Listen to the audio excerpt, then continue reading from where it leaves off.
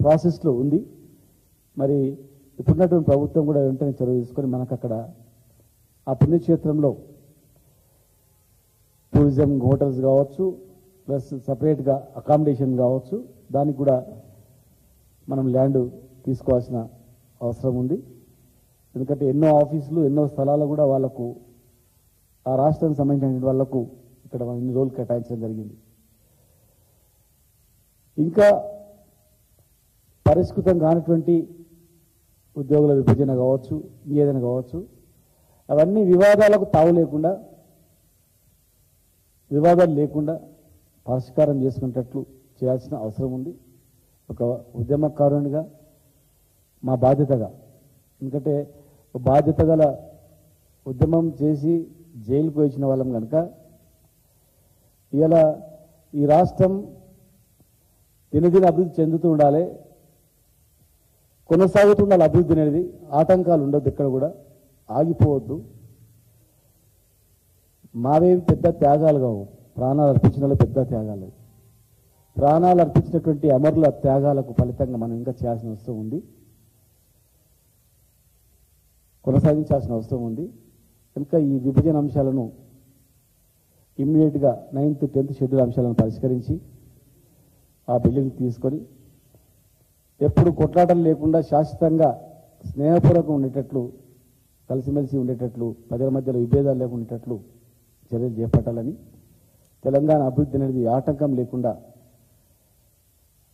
ముందుకు కొనసాగాలని, దానివైపు దృష్టి పెట్టాలని చెప్పని. మరి 10 years కంప్లీట్ అయిపోయింది కనుక, అయిపోయి కూడా దాదాపు 15 రోజులు అయిపోతుంది కనుక వెంటనే ఆలస్యం చేయకుండా వాటిపై దృష్టి పెట్టి చర్యలు తీసుకోవాలని చెప్పని మేము ప్రభుత్వాన్ని కోరుతా ఉన్నాం.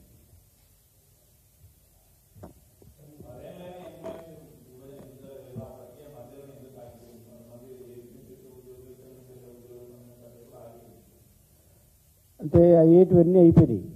క్లాస్ 4th ఎంప్లాయీస్ని తీసుకొచ్చినాం, చాలామంది ఉద్యోగులు తీసుకొచ్చినాం. చట్టపరంగా అయ్యేటి జరిగేటివన్నీ కూడా జరిగిపోయినాయి. కానీ చట్టానికి వ్యతిరేకంగా కొన్ని ఉన్నటువంటివి మా ప్రభుత్వంలో కూడా కొంతమంది అధికారులు ప్రపోజ్ చేయడం జరిగింది, దాన్ని తిరస్కరించడం జరిగింది. దాదాపు పరిష్కారమైన అక్కడక్కడ కొన్ని మిగిలిపోయినట్టుంటే అన్నీ ఒకేసారి అయ్యే అంశాలు కావు. అవన్నీ చాలా వరకు 90% ఉద్యోగుల విభజన సంబంధించినటువంటి పరిష్కారమైన, మిగిలిపోయినవి ఏమైనా ఉంటే చట్టానికి లోబడి అవి పరిష్కారం చేయాలి. ఆ పరిష్కారం అనేది ఒక చిన్న బంట్రోత్ ఉద్యోగం గురించి ఆంధ్రప్రదేశ్, తమిళనాడులో బంట్రోత్ ఉద్యోగాన్ని వదులుకోలేక గొడవలు చేసి వచ్చిండ్రు. అంటే ఒక చిన్న ఉద్యోగి కోర్టులు అనుకుంటా, గుంటూరు కోర్టులో ఒక కోర్టులో ఒక బంట్రోత్ ఉద్యోగి వచ్చి రాష్ట్ర విభజన వచ్చింది. మామూలు విషయం కాదు. తెలంగాణ ఉద్యమం కూడా సెక్రటరియట్లో అటెండర్లు, లిఫ్ట్ బాయ్లు మేము అంతేనా, అట్లా అనేది ఉద్యమం వచ్చింది.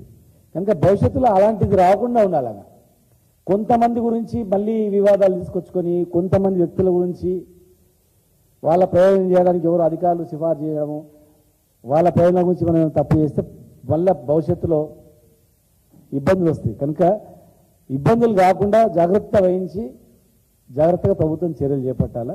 చాలా వరకు మేము మా ప్రభుత్వం పరిష్కారం చేసినా, మిగిలిపోయినవి ఉన్నాయి, ఇంకా ఉన్నాయి, అన్నీ అయిపోయినాయని చెప్పాము, ఉన్నాయి, అవి కూడా చేపట్టాలా.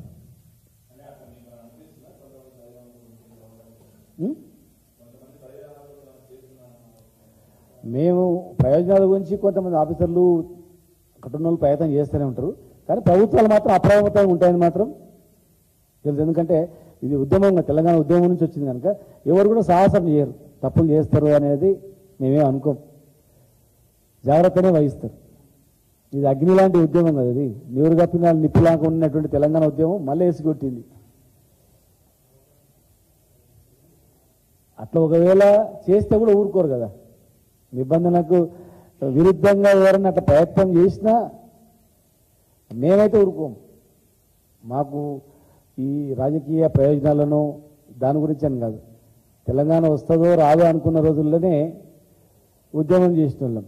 తెలంగాణ రాష్ట్రం గురించే ఒక గజితాధికారుల సంఘాన్ని స్థాపించిన వ్యక్తిని, ఒక సంఘాన్నే స్థాపించిన వ్యక్తిని, సంఘం స్థాపించిన రోజే తెలంగాణ రాష్ట్ర ఏర్పాటులో భాగంగానే సంఘం పెట్టినామని చెప్పినటువంటివి సకల జనుల సమ్మె మన్మోహన్ సింగ్ గారు ఉద్యోగులు సకల జనుల సమ్మె తెలంగాణ రాష్ట్రం గురించి చేసిండ్రా? ఇంత గ్రేట్ దేశంలోనే, ఎంతో ఈ భారతదేశంలోనే ఒక రాష్ట్రం గురించి సాక్రిఫైస్ చేసినటువంటి వాళ్ళు ఎంప్లాయీస్ ఉన్నారంటే అది తెలంగాణ రాష్ట్రం ఉన్నారంటే చాలా గ్రేట్ అని చెప్పినటువంటిది ఆనాడు ప్రధానమంత్రి మెచ్చుకున్నటువంటి సంఘటన.